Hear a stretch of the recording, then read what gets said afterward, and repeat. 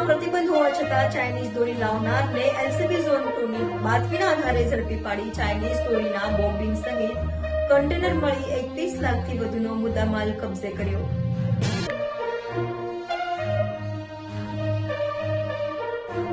LCB zone 2ની team પેટ્રોલિંગમાં હતી ત્યારે બાતમીના આધારે સુરતમાં પ્રતિબંધ હોવા છતાં ચાઇનીઝ દોરી લાવનારને ઝડપી પાડ્યો હતો।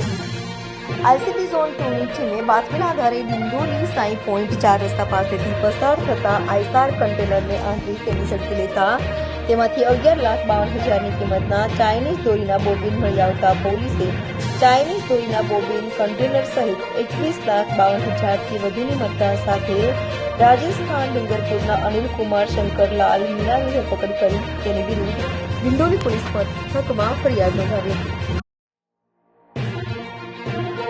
સુરત શહેરની ઝોન 2 એલસીબીને ઇન્ફોર્મેશન મળી હતી કે ડિંડોલી વિસ્તારમાંથી ચાઇનીઝ દોરાનો એક મોટા પ્રમાણમાં જથ્થો પસાર થનાર છે, જે બાબતે અમે વોચ રાખી હતી। આ વોચ દરમિયાન ડિંડોલીમાંથી જે ટેમ્પો પસાર થયો એને રોક્યો હતો। રોકતા એમાં અમે જે ચેક કર્યું હતું તો ચેક કરતાં કુલ 2880 યુનિટ જેને ચાઇનીઝ માંજો કહેવાય છે એ ચાઇનીઝ માંજોનો જથ્થો પકડાયો હતો અને એની અંદાજિત કિંમત 11,52,000 થાય છે। જે આઈસર ટેમ્પો છે એને 10 લાખની કિંમત ગણીએ અને એવી રીતના ટોટલ 21,52,000નો મુદ્દામાલ પોલીસે જપ્ત કર્યો છે। આ ઘટનામાં પોલીસે જે ડ્રાઈવર છે જેનું નામ અનિલ શંકરલાલ મીણા છે એની ધરપકડ કરી છે। આ જથ્થો એ અમદાવાદ લઈ જનાર હતો એ પ્રકારની પ્રાઇમરી ઇન્ટ્રોગેશન દરમિયાન પોલીસને મળી છે। જે અમદાવાદમાં કોને મોકલનાર હતો એની અત્યારે પોલીસ તપાસ કરી રહી છે અને જે પણ વ્યક્તિ આમાં સામેલ હશે એના વિરુદ્ધ કાયદેસરની કાર્યવાહી કરવામાં આવશે। સાહેબ, આ ચાઇનીઝ દોરી કેટલો ઘાતક કહેવાય છે? આજે ચાઇનીઝ દોરી જેને કહીએ છીએ એ ખરેખર સિન્થેટિક પ્રકારનો એક નાયલોન અથવા અન્ય મટીરિયલનો દોરો હોય છે કે જે કોઈ પણ રીતના તૂટતો નથી। સામાન્ય રીતના જે ખીંચીને તોડવામાં આવે એ પ્રકારનો દોરો નથી હોતો અને એને વધુ સ્ટ્રોંગ બનાવવા માટે એના ઉપર કાચ, લોખંડ આ પ્રકારનું મટીરિયલ લગાડી અને એને વધુ સ્ટ્રોંગ બનાવવામાં આવે છે અને એવી રીતના એ ખૂબ જ ઘાતક બની જાય છે। આ એટલો બધો ઘાતક બને છે કે એવા પણ બનાવો બન્યા છે કે જેનાથી લોકોના ગળા કપાયા છે, કેટલાક લોકોના જીવ પણ ગયા છે।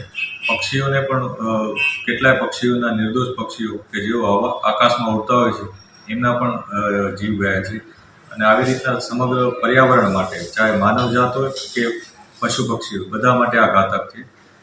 ઉત્તરાયણના દિવસે પણ ઘણીવાર છત ઉપર જ્યારે લોકો પતંગ ઉડાડતા હોય ત્યારે આ પ્રકારનો માંજો હોય એ નુકસાનકારક સાબિત થાય છે।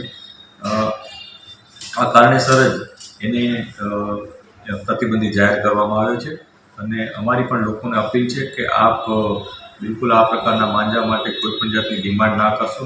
આ આપણા તમામના હિતમાં છે, કેમ કે જે માંજો વાપરે છે લોકો એને ખબર નથી હોતી કે આ માંજો કયા વ્યક્તિના ગળા પાસે આવશે અથવા કયા પક્ષીને અડશે અને કોઈના માટે પણ આ ઘાતક હોવાથી મારી વિનંતી છે કે આપ આવું નહીં કરશો। એ સાથે સાથે પોલીસ પણ પોતાની એક અલગ ડ્રાઈવ રાખીને અને આ પ્રકારની ઇન્ફોર્મેશન મેળવીને આ પ્રકારના માંજાઓ પર કડક કાર્યવાહી કરવા માટે સતત પ્રયત્નશીલ રહે છે।